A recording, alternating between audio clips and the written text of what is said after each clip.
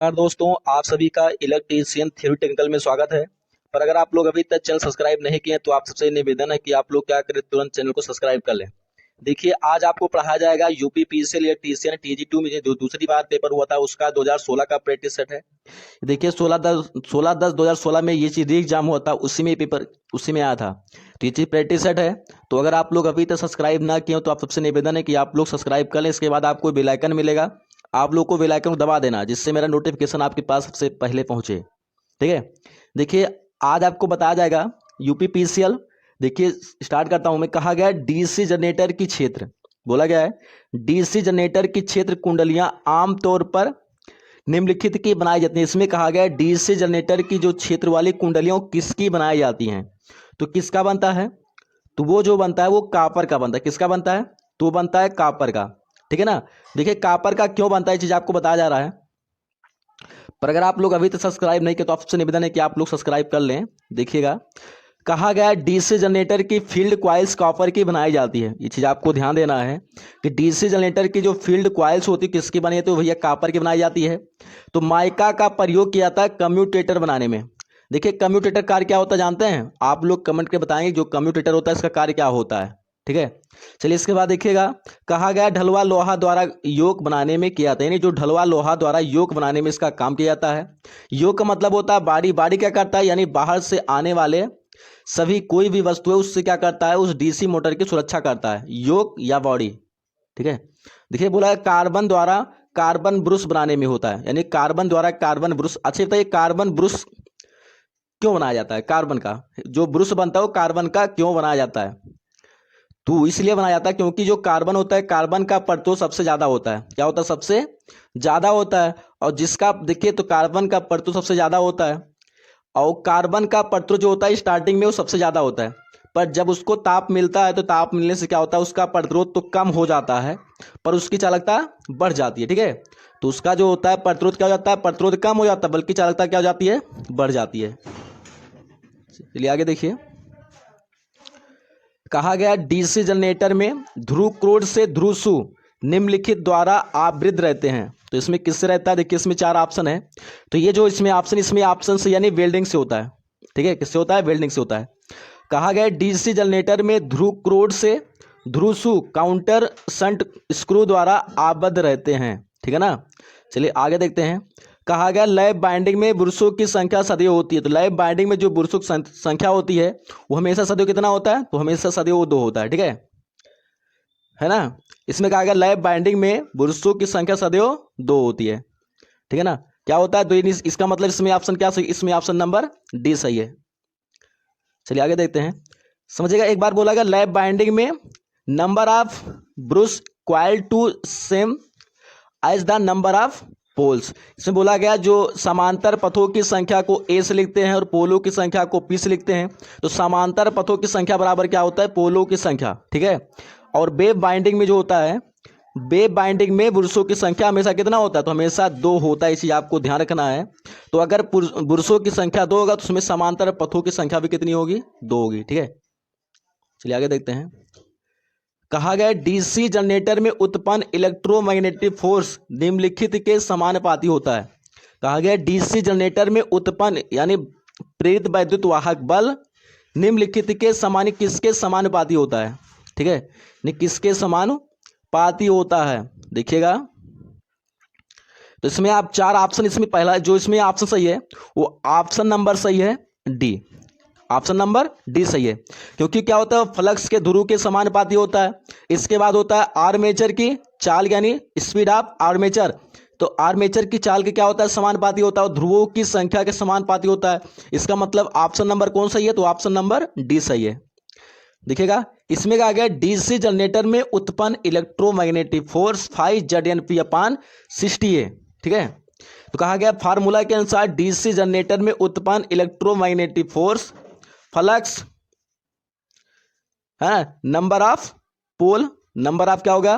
पोल होगा, speed of armature सभी के क्या होता है? सभी के समानुपाती होता है। जबकि आयोग में केवल स्पीड ऑफ आर्मेचर को माना जाता है। जबकि आयोग में है ना, जबकि आयोग में केवल स्पीड ऑफ आर्मेचर को माना है। जो परीक्षा आयोग होता है वो केवल किसको माना है, स्पीड ऑफ आर्मेचर को ही माना है। ठीक है, चलिए इसके बाद आगे देखते हैं। कहा गया निम्नलिखित में से किसे डीसी सप्लाई वितरण में बूस्टर के रूप में प्रयोग किया जाता है। तो इसमें जो है तो वो जो प्रयोग होता है ना, तो वो जो प्रयोग होता है वो होता है श्रेणी क्रम में। ठीक है, वो क्या होता है, वो होता है श्रेणी क्रम में होता है। ठीक है ना, वो किस में होता है, वो होता है श्रेणी क्रम में। चलिए आगे देखते हैं। इसमें कहा गया है डीसी जनरेटर के आर्मेचर रिएक्शन के सापेक्ष यम एन से तात्पर्य क्या है। ठीक है ना, बोला गया डीसी जनरेटर के आर्मेचर रिएक्शन के सापेक्ष में यम एन से तात्पर्य क्या है। तो यम एन से तात्पर्य क्या है, इसमें देखिए चार ऑप्शन में से क्या सही चीज बताना है। तो यम एन ए का मतलब होता है मैग्नेटिक नेचुरल एक्सिस, है ना, मैग्नेटिक नेचुरल, है ना, और एक्सेस। ठीक है, ये क्या होता है, यम एन ए का मतलब होता है, यम एन ए का मतलब होता है। और किस लिए होता है चीज आप जानिएगा, दिखेगा। अगर आप लोग अभी तक सब्सक्राइब नहीं किए तो आपसे निवेदन है कि आप लोग तुरंत सब्सक्राइब कर लें। बोला गया डीसी जनरेटर के आर्मेचर रिएक्शन के सापेक्ष यम एन से तात्पर्य है। तो यम एन का जो फुल फॉर्म होता है वो होता है मैग्नेटिक नेचुरल एक्सिस, है ना। तो यम एन वह अक्ष है जिस पर स्थिर आर्मेचर चालकों में कोई विद्युत वाहक बल प्रेरित नहीं होता है। ठीक है ना, चलिए आगे देखते हैं। कहा गया एक डीसी मशीन में आर्मेचर डैश के अंदर घूर्णन करता है, यानी कौन करता है घूर्णन, किसके अंदर करता है, आर्मेचर। ये होता है स्थिर स्टेटर होता है, क्या होता है, स्थिर स्टेटर होता है। ठीक है ना, यानी इसमें ऑप्शन नंबर सही क्या है, ऑप्शन नंबर बी सही होगा। ठीक है ना, ऑप्शन नंबर बी सही। लेकिन इसके बारे में जान लीजिए कैसे होता है। पर अगर आप लोग सब्सक्राइब नहीं किए तो आपसे निवेदन है कि अगर देखिए इसमें अच्छा से अच्छा प्रश्न है और इसके बारे में पूरा वर्णन है तो आप लोग सब्सक्राइब कर लें। कहा गया एक डीसी मशीन में आर्मेचर स्थिर स्टेटर के अंदर क्या करता है, घूर्णन करता है। ठीक है, एक डीसी मशीन में आर्मेचर स्थिर स्टेटर के अंदर क्या करता है, घूर्णन करता है।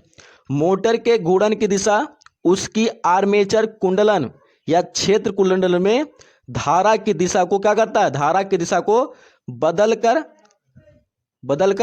बदली जा सकती है, लेकिन दोनों की दिशा एक साथ बदलने पर मोटर पहली वाली दिशा में ही घूमेगी। ठीक है ना, मोटर पहली वाली दिशा में क्या होगी, घूमेगी। चलिए आगे समझते हैं।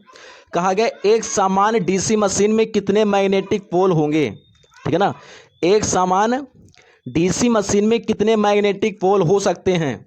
तो वो जो होंगे वो 4 हो सकते हैं, है ना, 4 हो सकते हैं, ये 4 होंगे। ठीक है, तो इसमें समझिएगा बोला गया एक सामान्य डीसी मशीन में 4 मैग्नेटिक पोल होते हैं। कितने होते हैं, 4 मैग्नेटिक पोल होते हैं। इससे पी होता है, फिर एन होता है, फिर पी होता है, सॉरी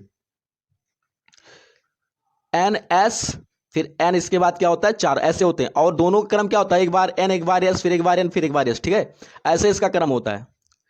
चलिए आगे समझते हैं। इसमें कहा गया यदि किसी कॉइल का प्रतिरोध, क्या बोला गया है, यदि किसी कॉइल का प्रतिरोध 4 ओम और उससे गुजरने वाली धारा का मान 20 एम्पीयर, तो डीसी जनरेटर में उत्पन्न होने वाली ताम्रहानि का मान होगा। तो कितना ताम्रहान होगा, तो देखिएगा इसमें कहा गया है यदि किसी कॉइल का प्रतिरोध 4 ओम उससे गुजरने वाली धारा का मान 20 एम्पीयर हो तो डीसी जनरेटर में उत्पन्न होने वाली आर्मेचर हानि का मान कितना होगा, 1600 वाट होगा। कितना होगा, 1600 वाट। क्यों होगा, क्योंकि आर्मेचर की हानि बराबर होता है आई स्क्वायर इंटू आर होता है। तो आई स्क्वायर का देखो इसमें जो आई है तो आई का मान 20 एम्पीयर है और आर का मान 4। तो अगर यहां देखिएगा आई स्क्वायर, आई का मान 20 है और आर का मान 4 है, तो 20 का वर्ग कितना, 400 और इंटू 4 कितना होगा, तो 4 4 जा कितना आएगा, यानी कुल मिला के 1600 आएगा। यानी कितना आएगा, 1600 आएगा। कितना आएगा, 1600 वाट आएगा। ठीक है, चलिए आगे देखते हैं। कहा गया निम्नलिखित में से कौन डीसी जनरेटर के रोटर का भाग नहीं है। कहा गया निम्नलिखित में से कौन डीसी जनरेटर के रोटर का भाग नहीं है। तो इसमें कौन सा नहीं है, तो इसमें जो नहीं होता है शायद वो प्लेट नहीं होता। क्या नहीं होता, प्लेट। ठीक है, क्या नहीं होता है, प्लेट नहीं हो। बाकी उसमें क्या होता है, फाइन ब्लेड होता है, ब्रश होल्डर होता है और बियरिंग प्लेट भी होता है। पर क्या होना था, बेस प्लेट नहीं होता है। ठीक है, समझिए इसके बारे में। कहा गया बेस प्लेट डीसी जनरेटर के रोटर का भाग नहीं होता है तथा फैन ब्लेड, ब्रश होल्डर और बेयरिंग प्लेट आदि रोटर के भाग होते हैं। ठीक है ना। चलिए आगे देखते हैं। इसमें कहा गया निम्नलिखित में से किस बाइंडिंग में पतले तार एवं अधिक टर्न पाए जाते हैं। निम्नलिखित में से किस बाइंडिंग में पतले तार एवं अधिक टर्न पाए जाते हैं। टर्न मतलब कितने उसके क्या होते हैं, कितनी बार उसको फेर कर बनाया जाता है, फेरे। ठीक है। तो इसमें बोला गया है नंबर 1 बोला गया शंट बाइंडिंग, और बी वाला वो सीरीज बाइंडिंग, और सी वाला क्या है सीरीज एंड शंट बाइंडिंग दोनों, और डी में क्या बोला गया ना तो सीरीज और ना ही शंट बाइंडिंग। तो इसमें से कौन सा सही है, तो इसमें ऑप्शन नंबर ए सही है। क्या सही है, शंट बाइंडिंग है। ठीक है ना। तो इसमें कहा गया शंट बाइंडिंग के पतले तार एवं अधिक टर्न पाए जाते हैं तथा श्रेणी बाइंडिंग में मोटे तार के कम टर्न पाए जाते हैं। वैसे आप लोग ध्यानपूर्वक समझिएगा कि शंट बाइंडिंग के पतले तार जिसके पतले तार होंगे उसमें टर्नों की संख्या ज़्यादा होगी, और जिस बाइंडिंग में मोटे तार होंगे उसमें क्या होगी, टर्नों की संख्या कम होगी। ठीक है। तो शंट बाइंडिंग के पतले तार एवं अधिक टर्न पाए जाते हैं तथा श्रेणी बाइंडिंग में मोटे तार के कम टर्न पाए जाते हैं। ठीक है।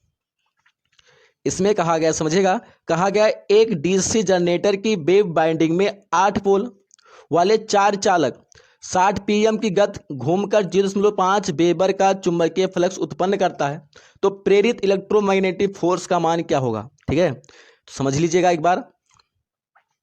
कहा गया एक डीसी जनरेटर की वेव बाइंडिंग में 8 पोल 4 चालक हैं और 6 आरपीएम की गति से घूमकर 0.5 एम्पियर का चुंबकीय फ्लक्स उत्पन्न करता है, तो उसमें प्रेरित विद्युत वाहक बल का मान कितना होगा, 80 वोल्ट होगा। कितना होगा, 80 वोल्ट होगा। देखिए इसमें कहा गया जन प्रेरित विद्युत वाहक बल E बराबर होता है 5ZPN/120 होता है। ठीक है। देखिए इसमें P का मान कितना है, P क्या होता है, पोलों की संख्या, इसका Z का मान 4 दे दिया गया है और N का मान कितना है 600 आरपीएम है और फाई का मान 0.5 है। तो सभी का मान रखिए और सॉल्व के देखिए आपका मान आंसर तुरंत ही आ जाएगा। ठीक है। चलिए आगे देखते हैं। कहा गया लैप बाइंडिंग में पोलों की संख्या 4, तो पथों की संख्या कितनी होगी, तो पथों की संख्या भी कितनी होगी, 4 ही होगी। ठीक है। यदि लैप बाइंडिंग में पोलों की संख्या 4 है तो समांतर पथों की संख्या कितना होगा, 4 होगा। कितना होगा, 4 होगा। ठीक है। कहा गया लैप बाइंडिंग में पोलों की संख्या 4 है तो समांतर पथों की संख्या कितनी होगी, 4 होगी, क्योंकि क्या होता है समांतर पथों की संख्या बराबर क्या होती है, पोलों की संख्या होती है लैप बाइंडिंग में। आर्मेचर के समांतर पथों की संख्या बराबर ध्रुवों की संख्या, तथा वेव बाइंडिंग में कितना होता है, 2 होता है। ठीक है ना, तथा वेव बाइंडिंग में 2 होता है। चलिए आगे समझते हैं। ठीक है, आगे समझते हैं। कहा गया निम्न में से किसकी मदद से डीसी मशीन में आर्मेचर प्लेटों को समांतर या समान दूरी पर रखा जाता है। ठीक है। बोला निम्न में से किसकी मदद से डीसी मशीन में आर्मेचर प्लेटों को समांतर या समान दूरी पर रखा जाता है। देखिए इसमें 4 ऑप्शन है, 4 ऑप्शन में से कौन सही है, तो इसमें जो सही है वो ऑप्शन नंबर डी कहा बोला है, सिरा प्लेट। क्या होता है, सिरा प्लेट होता है। ठीक है। पर अगर आप लोग अभी तक सब्सक्राइब नहीं किए तो आप लोग सब्सक्राइब कर लें। कहा गया सिरा प्लेट की मदद से डीसी मशीन में आर्मेचर प्लेटों को समांतर या समान दूरी पर रखा जाता है। ठीक है। सिरा प्लेट की मदद से डीसी मशीन में आर्मेचर प्लेटों को समांतर या समान दूरी पर रखा जाता है। डीसी मशीन में योग का कार्य क्या होता है, तो डीसी मशीन में योग का कार्य यांत्रिक संतुलन प्रदान करना है ना, यांत्रिक संतुलन प्रदान करना है। और कम्यूटेटर का कार्य होता है एसी को डीसी में बदलना। ये चीज आपको ज्यादा याद करना है, बहुत बढ़िया है कि जो देखिए जो योग होता है, योग क्या होता है, योग का मतलब होता है कि डीसी मशीन को बाहरी भागों से क्या करना, सुरक्षा करना, ताकि डीसी मोटर के अंदर कोई गड़बड़ी ना हो। ठीक है। और देखिए जो ये कम्यूटेटर होता है इसका कार्य क्या होता है, एसी को डीसी में बदलना, यानी एसी को डीसी में बदलना, और पोल शू का कार्य चुंबकीय क्षेत्र स्थापित करना है। ठीक है। यानी कम्यूटेटर कार्य क्या होता है, एसी को डीसी में बदलना होता है। और योग का कार्य क्या होता है, यानी डीसी मोटर के आंतरिक भागों की रक्षा करना। ठीक है। कहा गया ढलुए लोहे से बने योग उन जनरेटर के लिए प्रयोग किए जाते हैं जिनका क्या होता है ना, जिसमें बोला है के डब्ल्यू कम हो, के डब्ल्यू उच्च हो, कोई भी के डब्ल्यू हो, है ना। यानी इसमें देखिए कहा गया कोई भी ढलुआ लोहे से नहीं बनाया जा सकता। तो इसमें जो ऑप्शन दिया गया, इसमें ऑप्शन नंबर क्या सही, इसमें ऑप्शन नंबर ए सही है, बोला KW कम हो, यानी ठीक है, यानी किलोवाट से क्या हो, कम हो। इसमें बोला गया ढलुए लोहे से बने योग उन जनरेटर के लिए प्रयोग किए जाते हैं जिनका KW क्या हो, कम हो। ठीक है, चलिए आगे समझते हैं। इसमें कहा गया निम्नलिखित में से कौन कम्यूटेटर से धारा संग्रहित करता है। निम्नलिखित में से कौन कम्यूटेटर से धारा क्या करता है, संग्रहित करता है। इसमें देखिए चार ऑप्शन में से कौन सही होगा। ठीक है, दिखेगा चार ऑप्शन में से कौन सी, देखिए इसमें चार ऑप्शन में से ऑप्शन नंबर सी यानी क्या होगा, कार्बन ब्रश होगा। ठीक है, कार्बन ब्रश होगा। देखिए कार्बन ब्रश के बारे में समझ लीजिए। कार्बन ब्रश कम्यूटेटर में धारा संग्रह करके बाह्य सप्लाई को प्रदान करता है। ये चीज आपको ध्यानपूर्वक समझना है कि कार्बन ब्रश कम्यूटेटर में धारा संग्रह करता है। ठीक है, यानी धारा को एकत्रित करता है। कार्बन ब्रश कम्यूटेटर में धारा संग्रह करके बाह्य सप्लाई को प्रदान यानी बाहर को प्रदान करता है। बियरिंग प्लेट तथा टर्मिनल प्लेट सभी आर्मेचर शाफ्ट को स्थापित प्रदान करते हैं। ठीक है, कहा गया जिस विधि से डीसी जनरेटर में विद्युत वाहक बल प्रेरित होता है वह विधि क्या कहलाती है। तो वह विधि जो है वो गतिज कहलाता है। क्या कहलाता है भैया, गतिज। यानी जिस विधि से डीसी जनरेटर में विद्युत वाहक बल प्रेरित होता है वह गतिज कहलाती है। ठीक है, जिस विधि से डीसी जनित्र में विद्युत वाहक बल प्रेरित होता है वह गतिज कहलाता है। ठीक है, चलिए आगे समझते हैं। कहा गया डीसी जनित्र का कार्य सिद्धांत बताइए। डीसी जनित्र का कार्य सिद्धांत क्या है, इसके बारे में बताना है। यानी डीसी जनित्र का कार्य सिद्धांत क्या है, इसके बारे में बताना है। पर अगर आप लोग अभी तक सब्सक्राइब नहीं किए तो आप सबसे निवेदन है कि आप लोग सब्सक्राइब कर लें। ठीक है ना, दिखेगा। तो इसमें जो ऑप्शन वो सही है, तो ऑप्शन नंबर से नहीं, फैराडे का विद्युत चुंबकीय प्रेरण के नियम। अगर कहा जाए विद्युत चुंबकीय प्रेरण का नियम क्या होता है, ये चीज आप लोग कमेंट के बताइएगा क्या होता है। ठीक है, कहा गया डीसी जनित्र का कार्य डीसी जनित्र का कार्य सिद्धांत फैराडे का विद्युत चुंबकीय प्रेरण नियम है। किसी चुंबकीय क्षेत्र में गतिमान चालक चुंबकीय फ्लक्स में परिवर्तन पैदा करता है, तो जिसके फलस्वरूप में क्या होता है, विद्युत वाहक बल पैदा होता है। ठीक है, इसमें कहा गया है किसी चालक में विद्युत वाहक बल प्रेरित होने के लिए आवश्यक है। किसी चालक में विद्युत वाहक बल प्रेरित होने के लिए आवश्यक है। ठीक है, इसमें से क्या है, तो इसमें देखिए ऑप्शन नंबर जो सही है वो ऑप्शन नंबर डी से बोला, या तो गतिमान चुंबकीय फ्लक्स या गतिमान चालक होगा। ठीक है, चलिए देखते हैं इसके बारे में। ठीक है ना, कहा गया है किसी चालक में विद्युत वाहक बल प्रेरित होने के लिए या तो गतिमान चुंबकीय फ्लक्स अथवा गतिमान चालक की आवश्यकता होती है। किसी जनित्र द्वारा उत्पन्न विद्युत वाहक बल की गणना के लिए प्रयोग किए जाने वाला सूत्र विद्युत वाहक बल समीकरण कहलाता है। ठीक है, यदि आर्मेचर को स्लिप रिंग से जोड़ दिया जाए तो वह आउटपुट होगा। इस कहा गया है यदि आर्मेचर को स्लिप रिंग से जोड़ दिया जाए तो आउटपुट होगा। तो इसमें बोला गया है अल्टरनेटिंग करंट होगा। क्या होगा, अल्टरनेटिंग करंट होगा। यदि आर्मेचर को स्लिप रिंग से जोड़ दिया जाए तो वह आउटपुट में अल्टरनेटिंग करंट होगा। इस विधि में आर्मेचर लूप को दो स्लिप रिंग से जोड़ा जाता है और स्लिप रिंग दो धात्विक जैसे तांबे या पीतल के छल्ले होते हैं जो आर्मेचर शाफ्ट पर अचालक पदार्थ की सहायता से स्थापित कर दिए जाते हैं। प्रत्येक स्लिप रिंग कार्बन ब्रश के संपर्क में ही रहती है। ठीक है, कम क्षमता वाली डीसी मशीन की योग डैश की बनाई जाती है। कम क्षमता वाली डीसी मशीन की योग डैश बनाई जाती है। ठीक है ना, तो ये जो बनता है वो बनता है कास्ट आयरन की। क्या बनता है, कास्ट आयरन की। ठीक है, बोला है कम क्षमता वाली डीसी मशीन की जो योग होता है वो किसका बनाया जाता है, तो जो बनता है कास्ट आयरन का। और ये ज्यादा क्षमता वाला तो है तो किसका बनता है, ये चीज आपको कमेंट के बताना है। ठीक है, चलिए आगे देखिएगा। कहा गया कम क्षमता वाली डीसी मशीन की योग कास्ट आयरन की बनाई जाती है। जनित्र एवं मोटर की बॉडी को योग कहते हैं। ठीक है, जनित्र एवं मोटर की बॉडी को क्या कहते हैं, योग कहते हैं। यदि मशीन के सभी भागों को सुरक्षित रखती है। ठीक है, यह मशीन के सभी भागों को सुरक्षित रखती है और पोल्स द्वारा स्थापित चुंबकीय फ्लक्स का मार्ग क्या करती है, पूरा करती, क्या करती है भैया, पूरा करती है। ठीक है, इसके बाद आगे समझिएगा, कम्यूटेटर सेगमेंट्स के मध्य प्रयोग किए जाने वाला अचालक पदार्थ है। ठीक है, कम्यूटेटर सेगमेंट के मध्य प्रयोग किए जाने वाला अचालक पदार्थ कौन सा होगा। ठीक है, तो इसमें देखिए 4 ऑप्शन है, 4 ऑप्शन में से कौन सा ये चीज आपको आप बताना है। तो इसमें जो सही होगा तो ऑप्शन नंबर सी, इसके बारे में जान लीजिए कैसे है। ठीक है, कहा गया है कम्यूटेटर सेगमेंट के मध्य प्रयोग किए जाने वाला अचालक पदार्थ क्या होता है, आवर्धक होता है। क्या होता है, आवर्धक होता है। ठीक है, कम्यूटेटर सेगमेंट के मध्य प्रयोग किए जाने वाला अचालक पदार्थ आवर्धक होता है। कम्यूटेटर एक ऐसा यांत्रिक युक्त है जो बरसोथा राकर्स की सहायता से घूमते हुए आर्मेचर से बाह्य परिपथ को डीसी विद्युत वाहक बल प्रदान करती है। ठीक है ना, इसके बाद बोला गया आर्मेचर कोर को लेमिनेटेड बनाने का कारण क्या है। आर्मेचर कोर को लेमिनेटेड बनाने का कारण बताइए। इसमें देखिए 4 ऑप्शन, 4 ऑप्शन में से कौन सी, इसमें ऑप्शन नंबर डी, यानी बोला गया एडी करंट छत के मान को कम करना। ठीक है, एडी करंट छत के मान को कम करना। ठीक है ना, इसके बारे में समझना है तो आप लोग क्या करते हैं, चैनल सब्सक्राइब कर लें।